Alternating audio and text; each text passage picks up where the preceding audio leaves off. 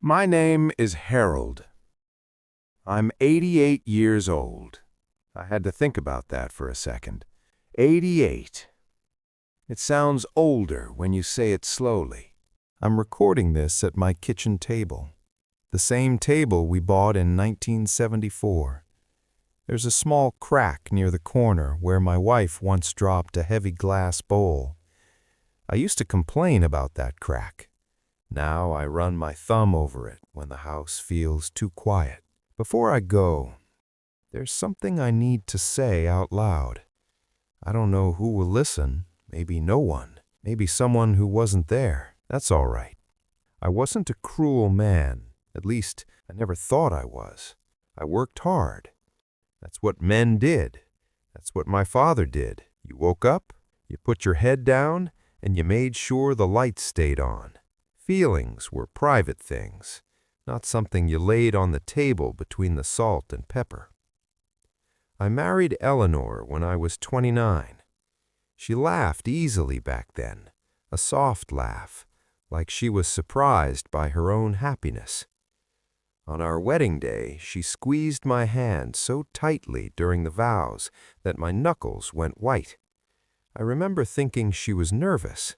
I didn't realize she was holding on. We moved into a small house with thin walls and a furnace that rattled all winter. She painted the kitchen herself, a pale yellow, said she wanted it to feel warm even when it wasn't. I worked long hours at the factory. Later, I moved into management. More money, more responsibility, more evenings that ended after dark. She would wait up for me. Sometimes I'd walk in and find her asleep on the couch, the television humming softly. I'd turn it off, wake her gently, and she'd smile like I had just returned from a long journey. "Did you eat?" she would ask. I usually said yes. Sometimes it wasn't true. There was always something she wanted to tell me, a story about the neighbor, something our daughter had said, a thought she had while folding laundry. I listened, but not fully. My mind was always halfway somewhere else. I told myself I was building a good life. I told myself she understood. When our daughter, Maggie, was 6, she had a school recital, a small thing, paper costumes and folding chairs in a gymnasium that smelled like varnish. I promised I would be there. There was a last-minute issue at work, a shipment delayed, a decision that only I could make. I called home and told Eleanor I couldn't leave. There was a pause on the line. Not long, just long enough. "It's okay," she said. "We'll record it." We didn't record it. The camera jammed. For years, Maggie would sometimes mention that recital, not accusing, just remembering.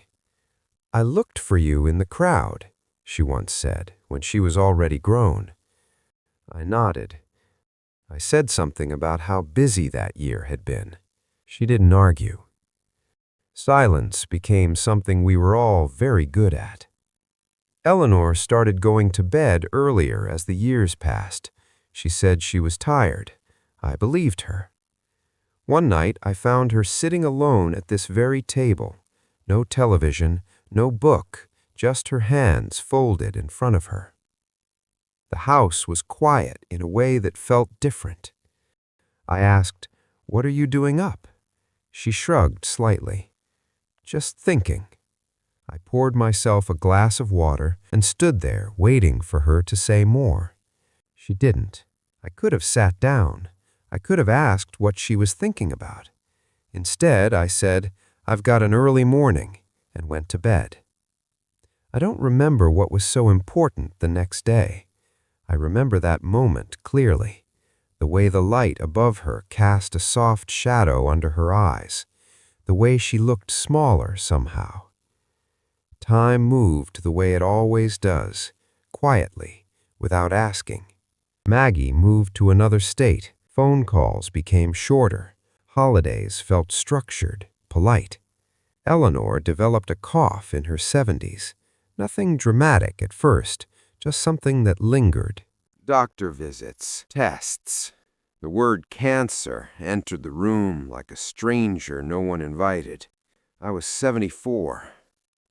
I remember sitting beside her hospital bed, watching the steady rise and fall of her chest, machines making small, patient sounds. She was thinner than I had ever seen her. One afternoon she woke and looked at me for a long time before speaking. "Harold," she said, "did we have a good life?" The question caught me off guard. "Of course we did," I answered quickly. "We built all of this." "I just wish," she started, then stopped. I leaned closer. "What?" She smiled faintly. "Nothing." But it wasn't nothing. I know that now. She passed away on a Tuesday morning.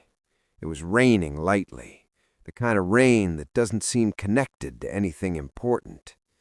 I was holding her hand. Her last breath was quiet, almost polite. After the funeral, people filled this house with casseroles and careful voices. They told me she had been proud of me, that she had loved me deeply. I never doubted that she loved me. I just started wondering whether she had felt loved in the way she needed. The house changed after she was gone. Sounds echoed differently. Even the refrigerator seemed louder.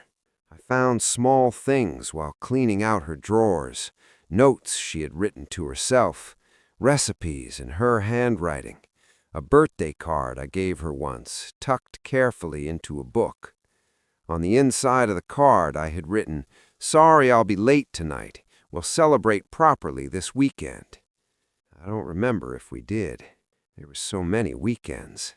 I used to believe that love was proven through provision, through stability, through showing up with a paycheck. I never thought much about sitting at the table a little longer, about turning off the television and really listening, about missing one meeting. At 88, the days are very still.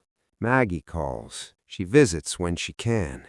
She's kind to me, patient. Sometimes she looks at me the way Eleanor did that night at the table, like she's waiting for something. I don't think it's an apology. It's something softer than that. A recognition, maybe. I walk through this house and see my life in objects. The crack in the table, the yellow paint in the kitchen, faded now.